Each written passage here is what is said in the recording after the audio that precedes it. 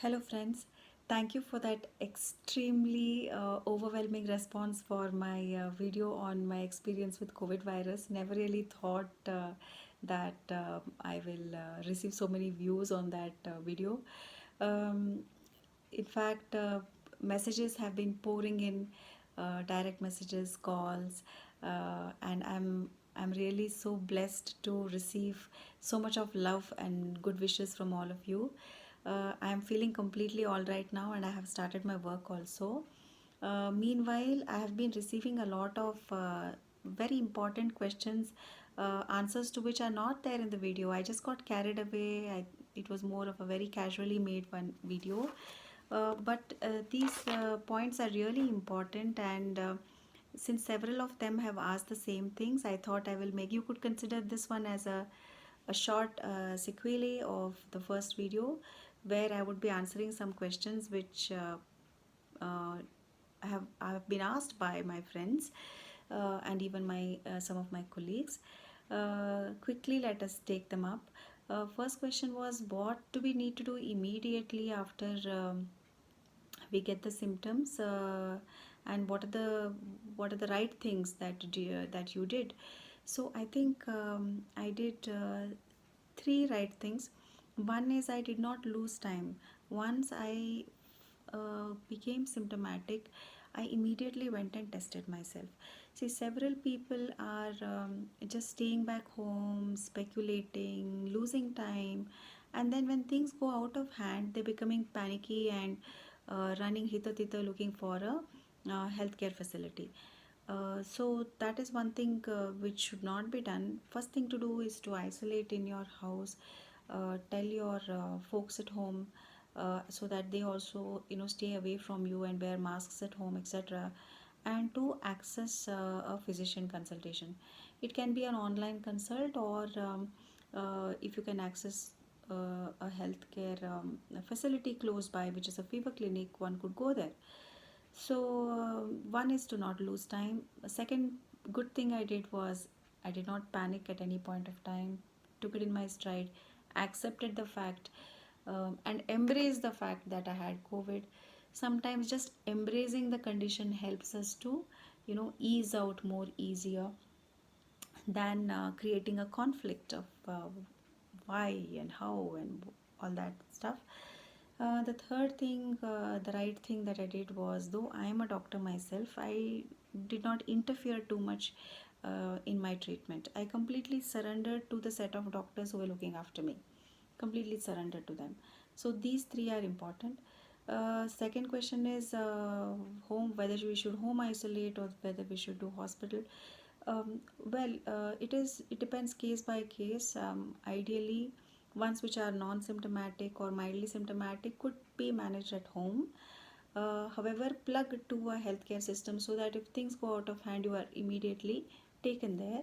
So in my case, it was a combination of both, as I have mentioned in the first video. And third is, what are the point of care devices that I used at home?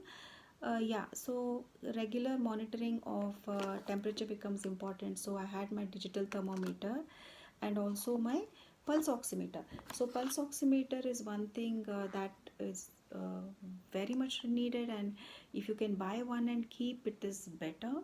So my saturations were always high, 96% or even more, never fell. And also a BP recording machine at home, a digital BP recording machine. So these three were what I used at home. My chest x-ray is one question has been asked. Chest x-ray was done only once and it was normal. It was not repeated any time. About food and hydration, etc. High protein diet is recommended, but easily digestible one.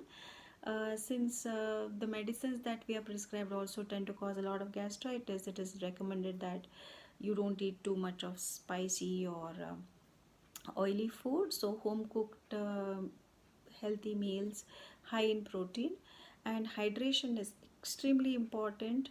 uh, if you have, like, you watch my first video, it talks about how even I simultaneously had my menstruation cycles, and was feeling completely drained out.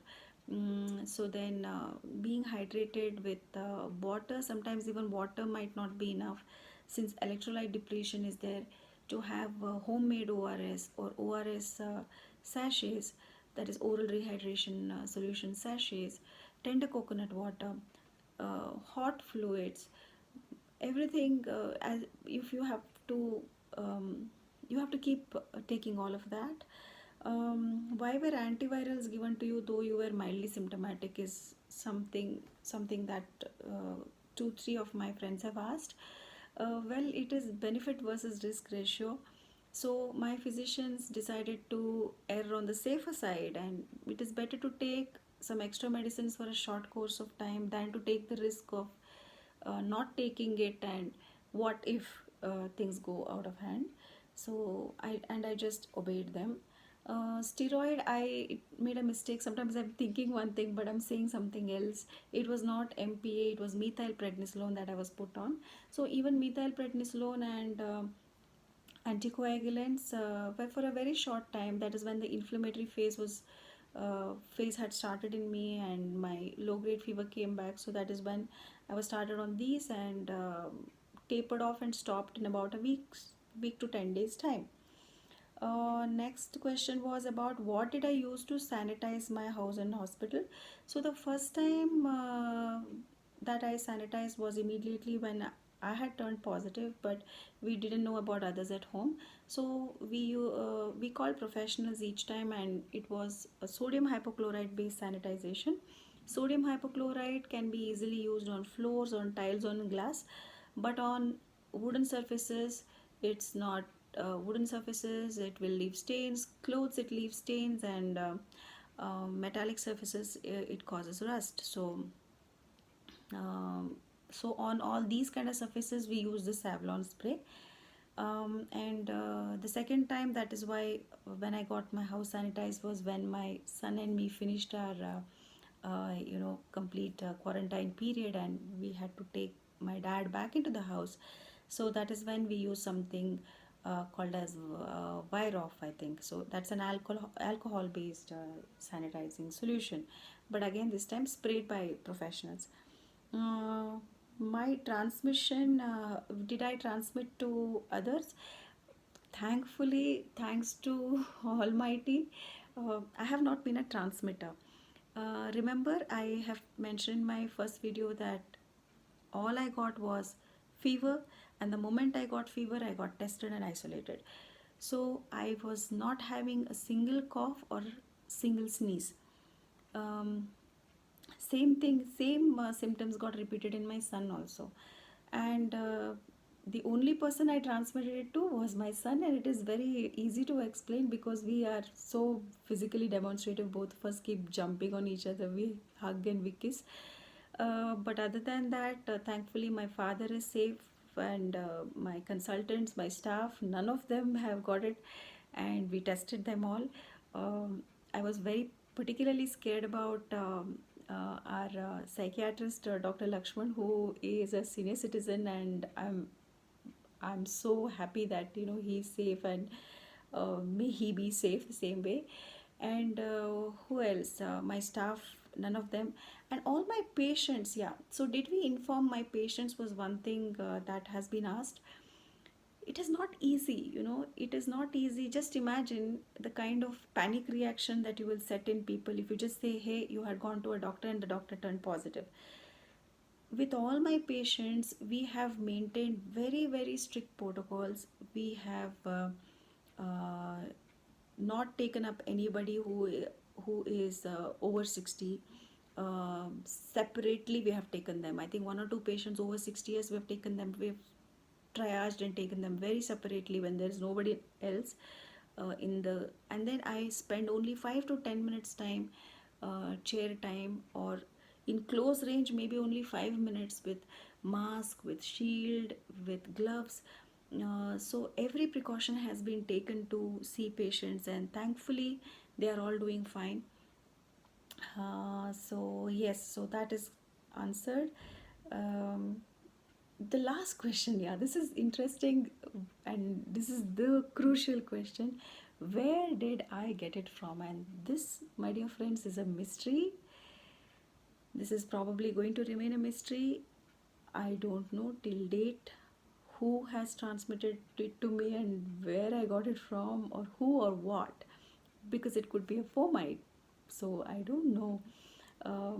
So to all the people who ask me this question, I just tell them one thing.